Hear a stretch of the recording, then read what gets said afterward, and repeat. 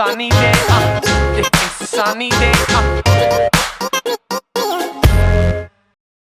Welcome back to the Dead Dad Society. Hey guys, my name is Mitch Garling. I am your host. Again, no one has made it to the club. That's fine. That's okay. Hopefully someone will come soon. But I just ordered quite a big sushi platter, so hopefully someone comes, because I'll eat it all anyway. But yeah, thanks for coming back to the Dead Dad Society. Hope you guys liked the last episode. It was a lot of fun. Got a lot of love from people, so I appreciate that very much. What's been going on? What's happening? There's no one sent us any Paul Blarts. No one sent us any Paul Blarts yet, which is really upsetting me. Alvin still hasn't given me access to his Apple, to his what is it? iTunes on iTunes Store. Back when iTunes cards were a big thing. It was cool. You had a cool auntie or a cool uncle there that gave you a $50 card, I reckon. $50 iTunes card that was straight into the video movies iTunes store. And do you remember what else you downloaded? It was a top hit. It was one of the top hits. Paul Blart was a top hit. Yeah. When did that come out? 2010? 2009? Sometime around then. It came out. I'll say that. Yeah, it definitely came out. It just came on digital. And it was one of the top movies. Man, that's crazy.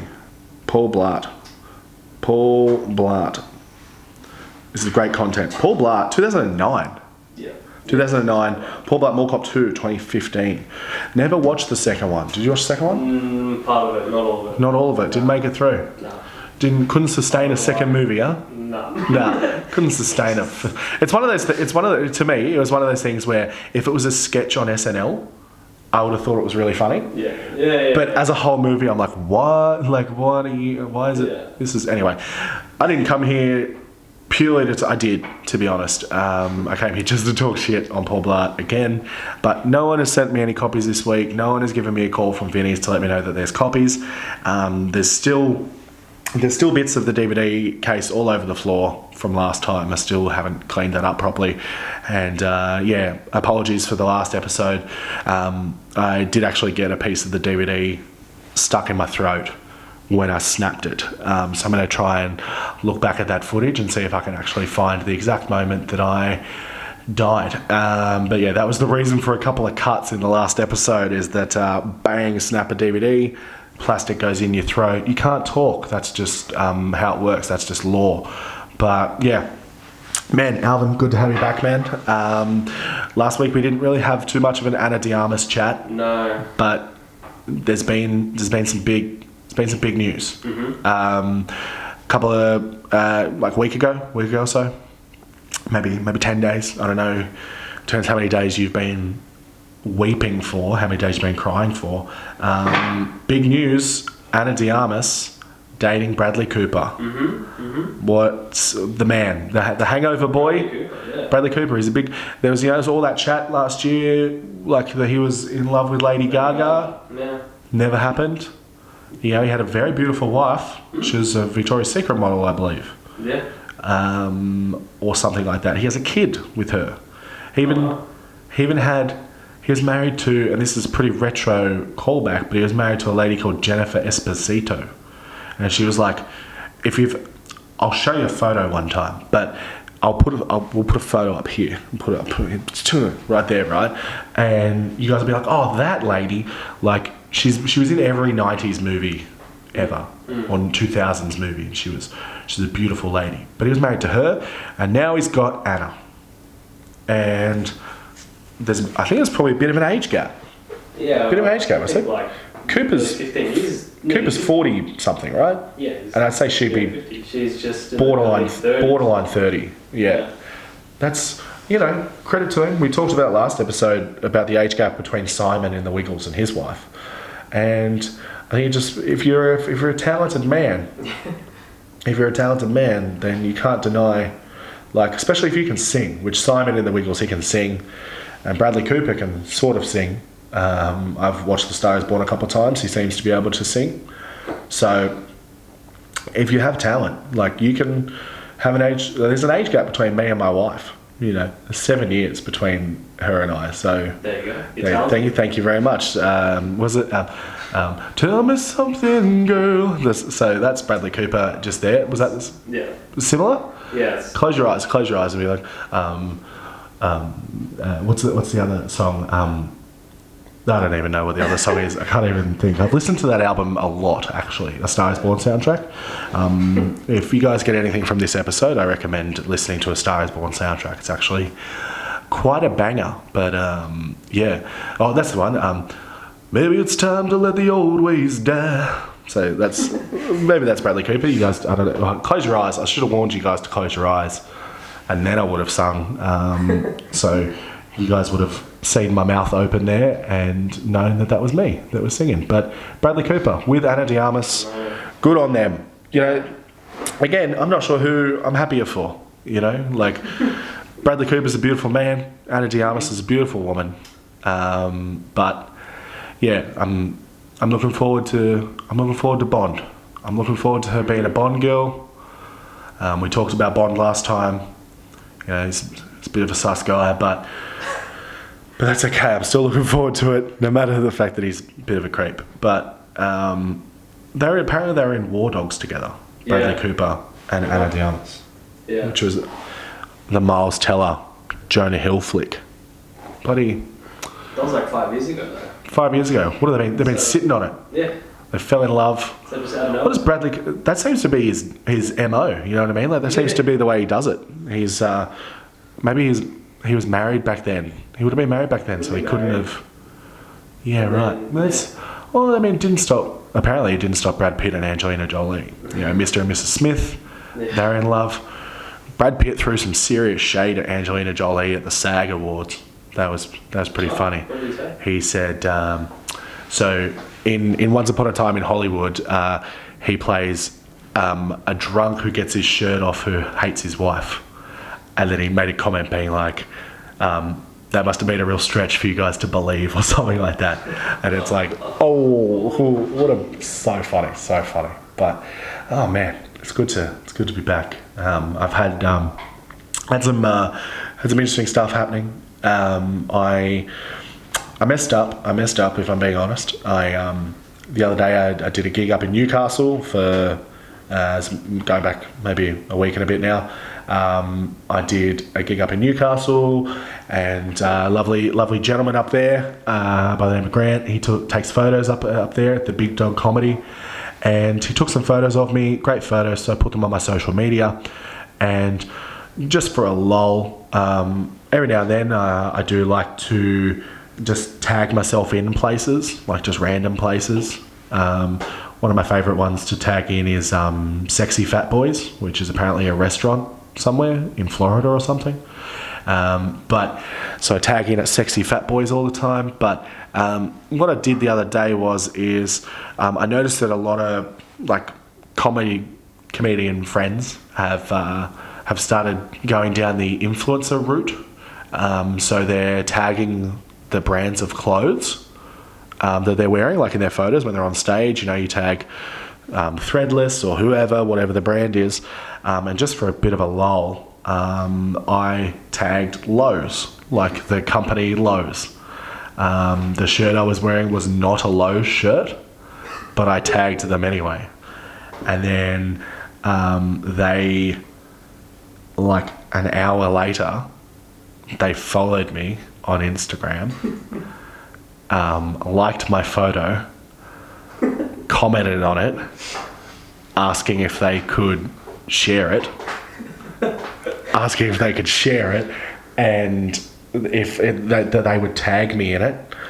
And I said to my wife, I have messed up. I did this for a lull. And she was like, your jokes are just so weird sometimes. Like, you're so hit and miss. That's what she said. She was like, sometimes you're so funny, and then other times your things are just like, why would you even do that? And this is one of them. And I was like, yeah, I know. I just thought it'd be a bit funny. I regret it. And then she was like, you have to steer into it now. And I was like, I know. I can't reply to them and be like, oh, it's not actually your shirt. Sorry, it's not your shirt. And it's not your pants. It's none of your clothes, actually. I just did it for a giggle. So I replied to their comment asking if they could share it. I said, sure thing, go for it. And then maybe 12 hours later, I got a notification that I'd been tagged in a photo by Lowe's Australia. And then I went on their page, and then they had just basically shared the same photo, being like, saying that I looked good on stage and all this stuff. And then about 4 hours later, it was gone. Because I think they realised that they don't have any flannelette shirts with hoodies on them. I guess someone must have brought it to the attention of the social media team. But yeah, they got taken down. So I've made a real powerful enemy there. I'm never going to be on a Lowe's ad now. I'm never going to be rubbing shoulders with Daryl Broman and like ex-footballers. I'm never going to be doing that anymore. I've messed up. I've really let myself down. Like I would have been like at Lowe's, like I would have been good. I had good like major savings, back to school prices. At Lowe's. I wouldn't click, obviously, because you got to do finger guns, but like that would have been, I would have been really good at it, guys, and I've really messed that up. So my sincerest apologies to Lowe's. Not sure if they're still following me. I might check that. But I'll check it right now, just see if they are still following me. And look, that's the thing, is that, you know, I love them. I love them for doing that. That's really sweet. Yeah, they're still following me. Anyway, we're still buds. Probably, maybe won't put this video up. Don't want to cause it. Nah, just a joke. We'll put it up. Who cares? But yeah, so I've made a real powerful enemy there. Lowe's and I not friends anymore. But that's fine. That's fine. I'm not going to do. Won't be doing any corporates for Lowe's anytime soon.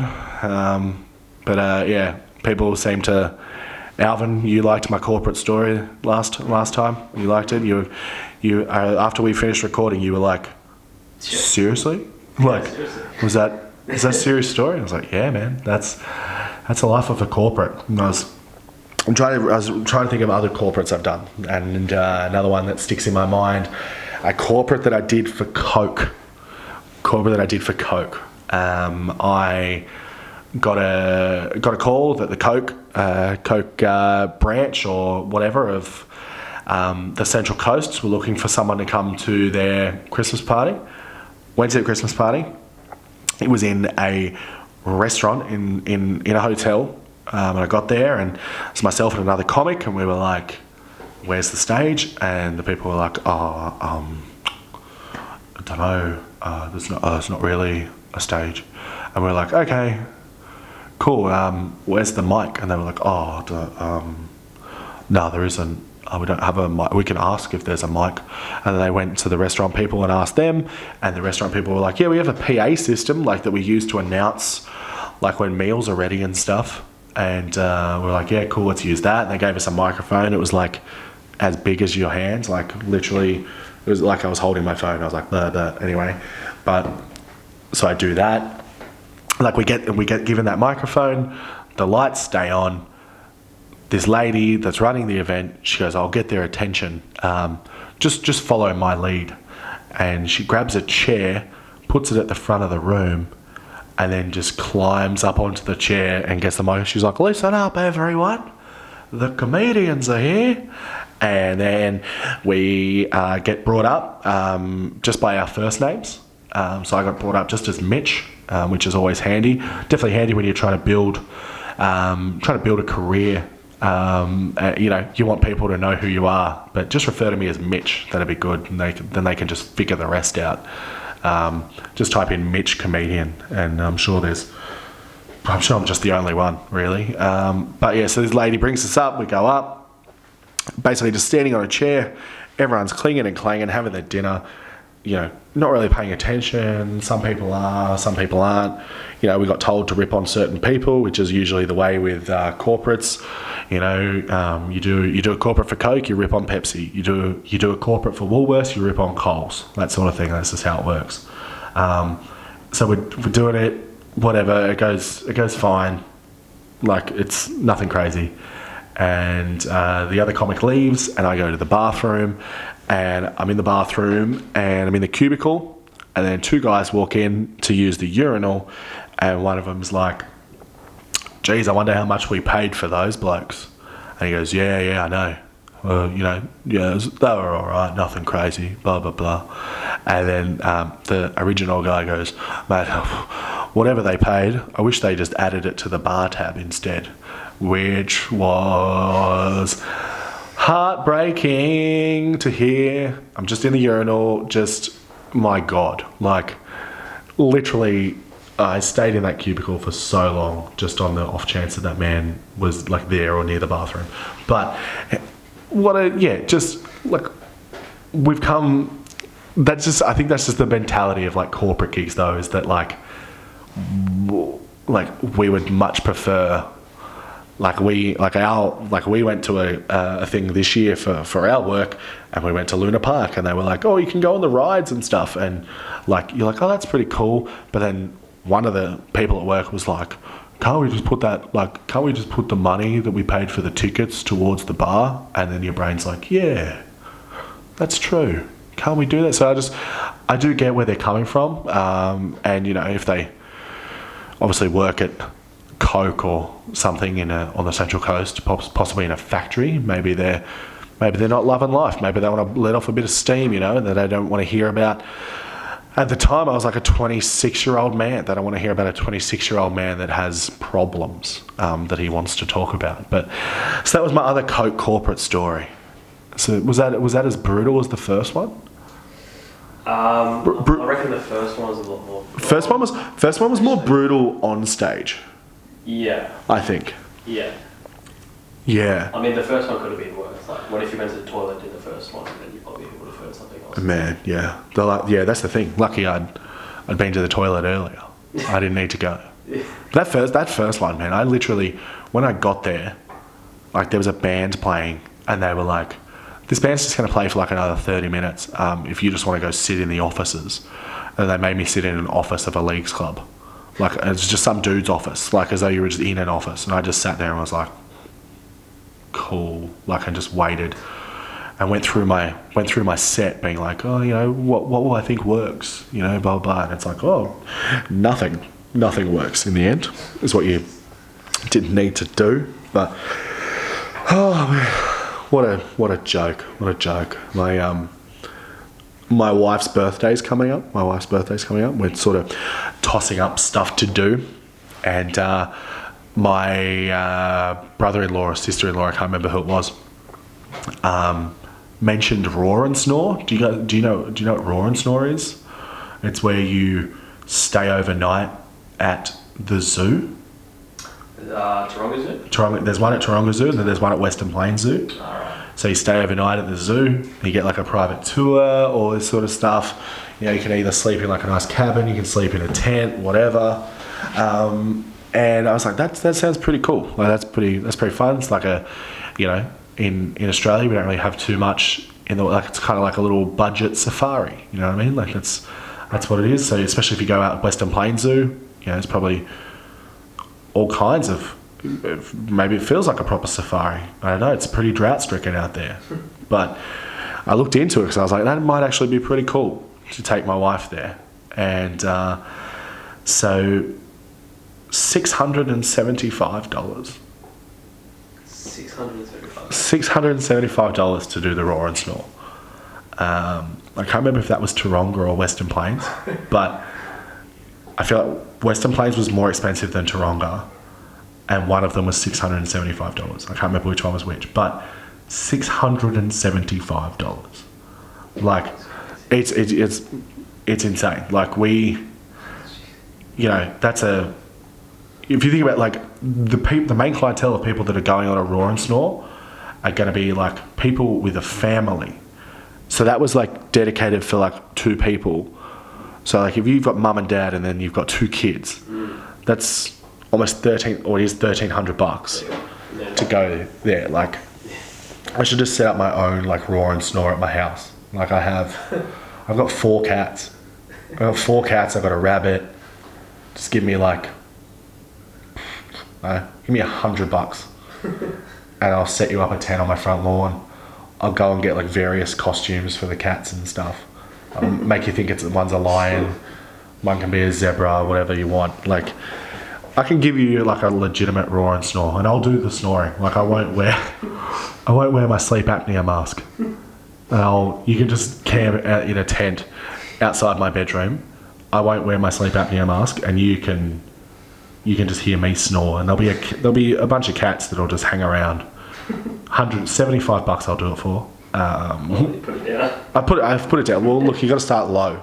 That's just not what Toronto. I feel like it was definitely cheaper. Like, I feel like I heard it was cheaper, unless you used to pay per ticket instead of per like couple or room or something. But it's like the bridge climb. The bridge climb is like one of those things that, like, I feel like being in Sydney, like both of us being in Sydney, like I feel like we take for granted that we live near the bridge, or like I take for granted that like every time I need to go to the city, if I'm doing a gig, an audition, just going to the city, every time you drive over the bridge, and then you drive back and you're like, what a beautiful, like, it's actually a beautiful bridge. Like, if, you know, I mean, like, people, like, you know, we've got friends, like one of our friends from work is over in America at the moment, and she's like taking photos with like the Golden Gate Bridge and all that sort of stuff, and it's like, man, why don't we appreciate this beautiful bridge we have? And it's like, but I'm not paying $219 to go up it. Like, I probably would, which is what I would say about the bridge climb and the roar and snore, if for any reason I do get given them for like a birthday, or if roar and snore hear this and they want to, like, if they want to prove me wrong that it's worth it, I'll go. Like, I will go, and I'll take $675 worth of snacks, and I'll have the best time of my life. But there's so many like I don't want to say they're rip-offs, like that's expensive, but it's an experience, you know what I mean? But I just don't think it's like, I don't think it's like good for the common man. Like some dude that, like, I don't know, just like a plumber or like an electrician or something, and it's like maybe his wife doesn't work, you know, they've got a couple of kids, she looks after the kids, they're on his salary, blah blah blah, and the kid goes, oh, I want to go to roar and snore. It's like, well, tell me this year, and then I'll start saving for your next birthday, because it's so fucking expensive. Like, there's so many, like, I don't want to say they're a rip-off, but the bridge climb is nuts. Photo booths, that's like, you go to like a wedding or like a function, or like I went to a white ribbon, like I hosted a white ribbon ball, and they had a photo booth there, and it was like all this different stuff, and it's like I pay like $500-600 like minimum for a photo booth at like an event, and it's like, that's like, it's literally, it's just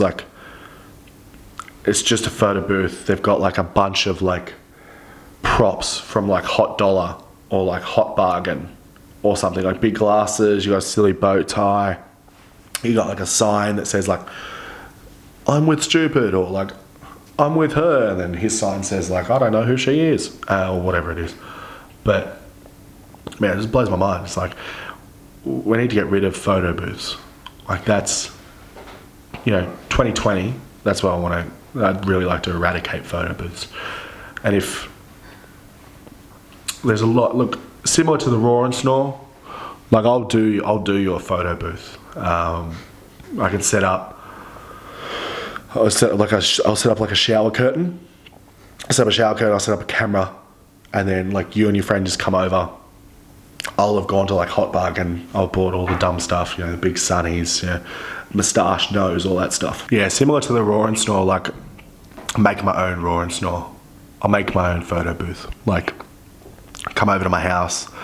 You and your friend come over to my house, I'll set up like a shower curtain, I'll put a camera in there. I'll have gone down to Hot Bargain, Master Bargain, wherever you want, really, whatever you need. I'll go down there earlier in the day. I'll get like sunnies with the nose, the moustache, that'll be funny. Big sunnies, I'll get you a bow tie. What else? Oh, I'll get you a funny hat, a fedora. I'll get all the stuff, and then we can just have a photo booth at my house. If you give me like, maybe I'll go the same as the roar and snore. I'll do $75. $75 I'll do you. $150 I'll do a roar and snore at my house at night, and then the next morning we can set up a photo booth to take up the memories. I'll like bring the cat in and everything. I'll bring the cat in. It'll still have the lion shit on. Man, yeah, the weight loss stuff's still going pretty good. I'm noticing, like I actually heard this thing, like Jon Favreau, like the director, Happy from Avengers and stuff. Yep. He said people asked him when he was losing weight what he did to lose weight. He said one of the major things that helped him lose weight was not finishing his kids' dinners. And I thought that was so funny, like just the idea of like, because I've already started doing it. Like my daughter, she'll have like just a little plate of rissoles or something, and then at the end of it there'll be like half a rissole there, and I'll just be like, oh, just chuck it in. Or she'll have tuna or something, I'm like, oh, just finish that off for her. Like no wonder you put on weight. Like it just blows my mind. Like my father-in-law, like my wife's dad, he's a cereal finisher. Like he loves to finish dinners. I mean, as I do as well. I'm all about it. But he's had 6 kids, and finishing dinners all the time. Every time we go out to dinner, it's like, or every time we have dinner there, it's like, Dad, do you want to finish this? Dad, do you want this? And blows my mind that he's not just a massive dude, because he's by letter of the law finishing all these dinners. But I'm just hoping that I'll keep finishing my daughter's dinners for a little bit, while it's just a rissole, while it's just a bit of tuna, while it's a bit of this morning she had raisin toast and she only had like half of it. I was just like I'll finish that off, like may as well, it's just going to go in the bin. But once she gets a bit older and like we're going out and stuff, and it's like we're going to the pub and get her a chicken schnitzel kids meal or something, and she only has like 3 bites, probably not the smartest idea to be like, Daddy's done with his meal, now pass this entire meal over as well. Num num num, ba ba ba. Like just keep getting all bigger. But yeah, it's oh man, that's the weight loss stuff. It's going good. It's going good. I'm feeling strong. No one has shamed. Did I just do? I think I almost just went like that, like out of habit. Like I was like, I felt my arm go up when I said I'm feeling strong. And I wanted to show it off. Like I just needed. Anyway, gonna move on. But no one shamed me. No one shamed me this week, which is nice. I was thinking about like being shamed when I was younger. I was thinking about being shamed and got dacked on the bus. I've already talked about that. Things happen, that's fine. But I was thinking about this time where I was, I didn't really have a great deal of money. Like I just got my license, right? I didn't have a great deal of money, but I wanted to get some petrol. And I remember being like, okay, I've probably got, enough money to live on this week. This car, it's not great on petrol, but I need to go a couple of places. I'll just chuck maybe $20 in, $10 in, something like that. And I pull up at the petrol station. I start filling it up, and then literally maybe I'm about $5 in at this point, filling it up, and then I just hear this like, "G'day, mate," and I look up, and it's one of my mate's dads. And he's a lovely dude. Grew up with him. He used to be my soccer coach. But I see him. We start chatting. How's so and so? Yeah, great. Blah blah. Whatever. Like we just left school, so I hadn't really seen him too much. How you doing? How's everything? How's your mum and dad? Blah blah blah. And then I'm just talking, and then I just feel this like clunk. And I realised that I'd been filling up petrol the whole time that I had been talking to this guy, or to my mate's dad. And I look down and I'm like, shit. I take it out. I was like, gotta just be cash. I take it out, put it back in the holder, fill up, put put my car, what is it? Close the petrol cap. Far out. Close the petrol cap and just look at the screen and it's like $76. And I was like, shit, okay. So I went in to pay, and of course my mate's dad comes in with me at the same time. And I well and truly know that I don't have $76. So my mate's dad comes in with me at the same time. I know that I well and truly don't have $76. I just fake that I don't have my wallet. And I'm like, oh my God, I just ran over here to get petrol. I didn't bring my wallet. And my mate's dad's like, oh mate, I'll get it for you, you know, whatever. And I was like, no, it's fine. I'll like, can I just run home? Can I just run home and get my wallet? And the petrol guy was like, no, like you're not leaving. And he's like, do you have anything you can leave for proof?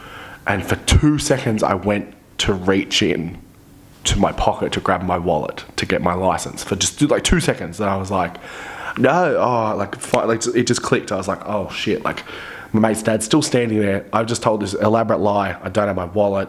And then I'm like, oh, actually, surprise, I do have it, but I don't have $76. So I leave my, he's like, you can leave your phone. I'm like, no. So I called my dad, and then my dad came, and my dad comes, and rather than, he obviously isn't bringing me my wallet is in my pocket, he just walks up and he's like, yeah, how much? And I was like, 76. And then he just walks in and pays for the petrol, like on his card, in front of the guy, and like just totally just shut, like, so the guy's like, oh, you, like not my mate's dad, the guy behind the counter is like, oh, you brought his wallet. My dad was just like, yeah, like obvious that I had just been spinning shit to this bloke. My dad, like, that's my favorite type of, like, when someone just doesn't give a hell about, like, doesn't give a shit about whatever lie you've just told or whatever story you've made up, and they just go, yeah, that's what's happening right now.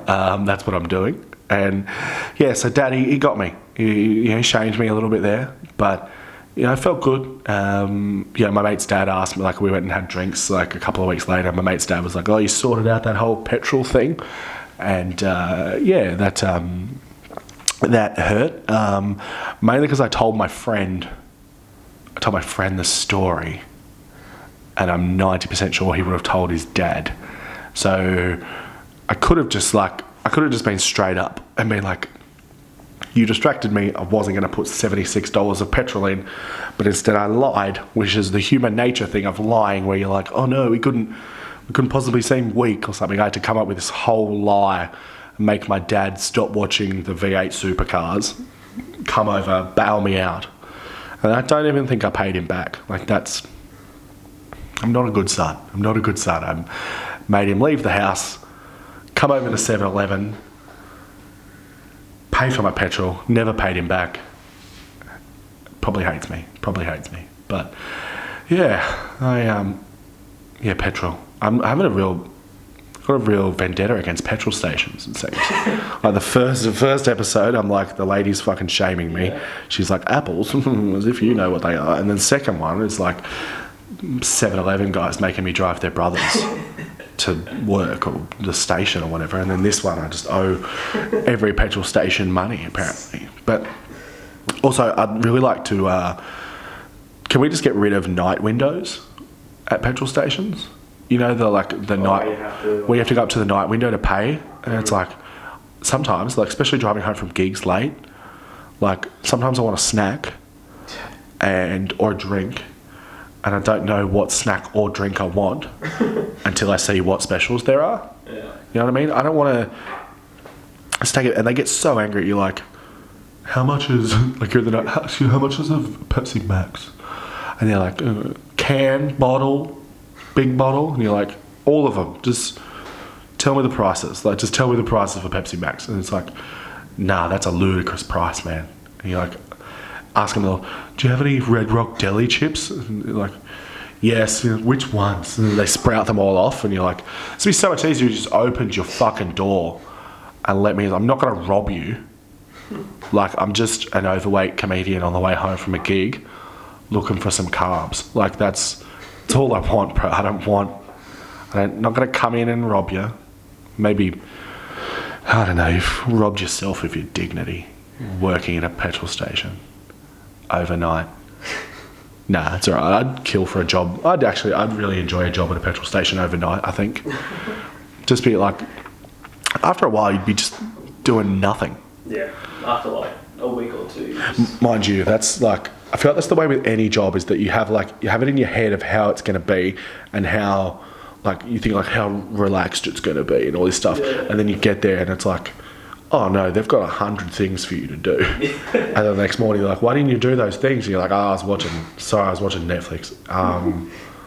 It's like, yeah, like, I feel like any job I've ever had, I've always kind of been like, oh, it'd be good for some downtime. And like, that's good, you know, once you finish your job, what else is there to do? And then you're like, you know, here's 100 things for you to do. You're like, oh, okay, good. No, I'll do them. Yep, can't wait. But man, I saw a kid get their foot stuck in a travelator earlier, like not today, like a couple of days ago. So like going up the travelator and then his foot just gets caught, like the shoe just gets caught. And then it wasn't like even, I want to say 2 days later, maybe the next day.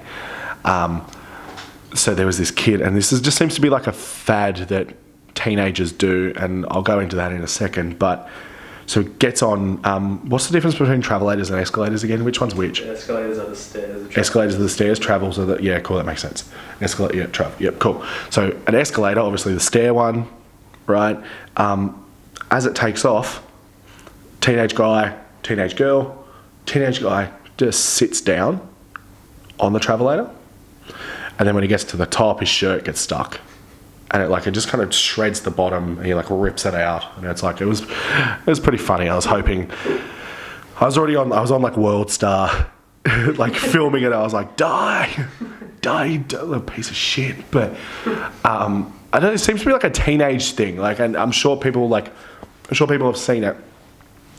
It's like, the minute they get on an escalator, it's like cool to sit down on it and like face backwards.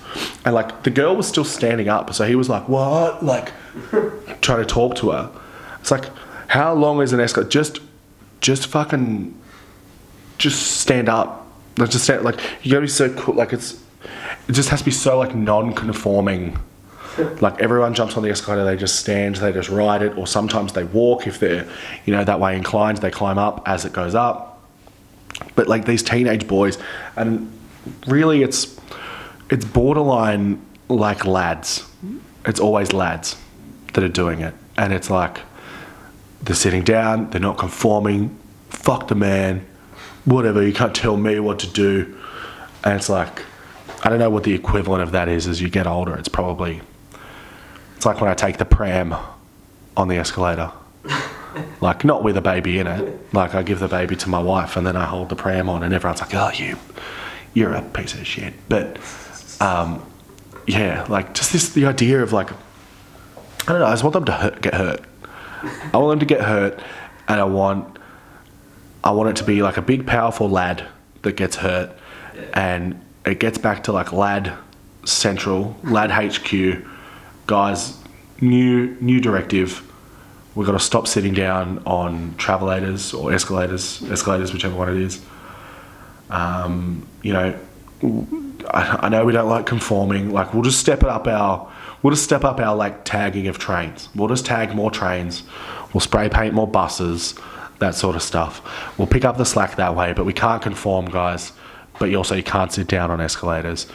Like, David had his FUBU shirt ripped And now he's real sad. Is that a brand? That's a lad brand, right? That's a brand. That's a lad brand. Fubu. Yeah. I don't even know if it is anymore. I feel like it was like a bit of an M&M brand when I was a kid.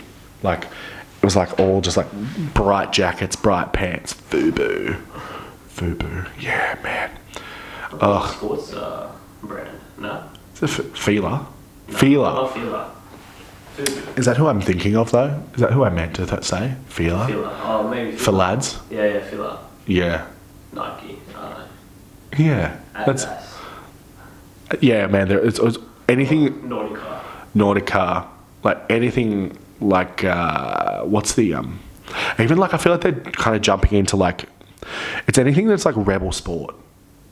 I think. Do you know what I mean? Like even like a bit of an Under Armour. Like I've definitely seen some Under Armour stuff. Man, lads are. I always think about like. I'm always worried about having kids, and now I've got a kid, so it's like. Whatever, but I was worried about having boys because I was worried that they would turn out to be lads. Like, I mean, you could love them, that's fine, but people like my kids can make whatever decisions they want. You know what I mean? Like, do whatever job, whatever you feel, whatever sexuality, all that sort of stuff. That's fine, but just don't come home and be like, "Dad, I need a bunch of spray paint. I'm a lad. Please accept me for who I am." Like, no, I'm not going to accept that you're a lad. You are not my son. I denounce you. Is that what you do? Do you denounce children? Divorce. I'm going to divorce you. I'm going to divorce you. I'm sitting like this again. I don't know why, but yeah, man. That's about all I had to talk about this episode. That's all I really wanted to do. I wanted to talk about Travelators. I need people to send me some more copies of Paul Blart. I've got the day off tomorrow. My wife loves going to like op shops, so it kind of works well for me, so I can check all the DVD sections at op shops. I still refuse to go to JB Hi-Fi and buy any copies from there because it's too much. I'm not an idiot like Alvin that pays $13 for it, but please, if you have a copy of Paul Blart, message me on my page, Mitch Garling Comedian, on Facebook, and tell me that you have a copy, and I will tell you where to send it, and then I will do a video of me smashing it, and I'll send it to you, and that will be a treat for mainly me. I will like it. I'm doing it again. Anyway. Just make like a pyramid of Paul Blart. A pyramid. A pyramid of it, and just like... Bowl them. 10-pin bowling. What would be the best? Like, I did a video maybe 2 years ago of I was like, this is the tips. Like, these are my tips to watch Paul Blart, and it was just me doing insane stuff like breaking copies. I was like using like a mower and like a whippersnipper and stuff like that. I need to think of like what I really ideally would like to do is like maybe just go. I'd really like to just go and throw one off like the Skillion. Do you know the Skillion? It's like a big mountain thing up on the Central Coast, and just go and throw it into the ocean. That'd be great. I don't want to litter though. I was on a Don't Be a Tosser ad, so I can't. I need to represent the EPA well. I can't be seen throwing copies of Paul Blart into the ocean. Imagine if someone reported you for that. I know, right? And then they go on the app and it's like literally my face being like, report here. And it's me. Just this weird like Inception, EPA, Don't Be a Tosser Inception. But yeah, please send me copies of Paul Blart. I've got Sydney Comedy Fest dates are going to be announced pretty soon. Melbourne Comedy Fest dates are up. I'll be down in Melbourne. I'm doing a show at the Speakeasy. I'm doing my show Cat Daddy down there during the Comedy Fest, so I'll be there.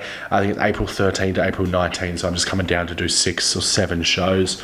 That will be awesome. Stay up to date with all my socials stuff at Snitch Garling on Twitter, at Mitch Garling on Instagram, Mitch Garling Comedian on Facebook. If you liked it, just tell your friends, tell your pals, tell your enemies, tell whoever. Hopefully someone else will show up to the society soon. It's getting pretty quiet in here. What would you do if Kevin James was to come on the show. If Kevin James was to come on the show. Imagine. Man, that's a great final thought, Alvin. That's so good. Last time I put you on the spot asking if you had anything to talk about, and I apologise. But what if Kevin James wants to come on the show? I would. Why would? Yeah, 100%. Come on, man. Come in. I think at this point, he's got to know that the things he's making are average. Oh yeah, for sure. Like, sure. even sort of Adam Sandler has a bit of a rep of making average stuff, and then every now and then he'll make something good, and you're like, great, that's awesome. Like, I really quite liked that murder mystery one he did that was on Netflix with Jennifer Aniston, directed by the dude from Workaholics, and the movie coming out on Netflix, Uncut Gems, is like, people are like, how did he not get an Oscar nomination like for that? So very keen for that, but you know, at least he breaks the mold. You know what I mean? Yeah. Whereas I feel like Kevin James is just like, so I'm gonna be like a dumb fat guy in this one, Paul Blart. Then I'm gonna be in Here Comes the Boom, which is about me being a dumb fat guy, and then I'm in Hitch, which was actually alright. Hitch was fine, but I think that was more Will Smith was great in the Hitch. But he's going to be the dumb fat guy in that. And no, not that I can talk. It's really interesting that an overweight comedian from Australia is sitting on a podcast talking about how bad Kevin James is while he sits in his mansion in America just loving life. But either way, Kevin, come on the podcast, bro. Alvin's put it in my head. Come on, come in. We'll have a chat. Talk about Paul Blart. Tell me, hopefully... Maybe smash some DVDs together. Smash some DVDs together. That'd be so good. Hopefully we'll find a Paul Blart 2. That's actually really weird. I haven't found a Paul Blart 2 yet. So many copies of Paul Blart 1. Maybe people are holding on to Paul Blart 2s. They love it. It's much better. But yeah, we can smash some DVDs together. Hopefully someone will come on that has a dead dad soon. It's not because I haven't even thrown it out to anyone yet. I haven't really tried to. I'm just putting it out on socials, you know. If you've got a dead dad, come to the society, you know. No one showed. I haven't really put up the meeting times or anything yet either, which doesn't really help. But mainly it's just me and Alvin just hanging out at this point. And Alvin's dad is fine, so that's good for him and his family as a whole. But yeah, guys, thanks for checking out the third episode. Again, hope you liked it. Like, subscribe, all that stuff. And yeah, I'll see you very soon. Alvin, sorry about Anna again. But Bradley Cooper, what a guy. But yeah, guys, lucky man. Guys, thanks for stopping by. Anyway, thanks for watching, guys. Bye bye. Everybody's coming down. Wow, wow, wow.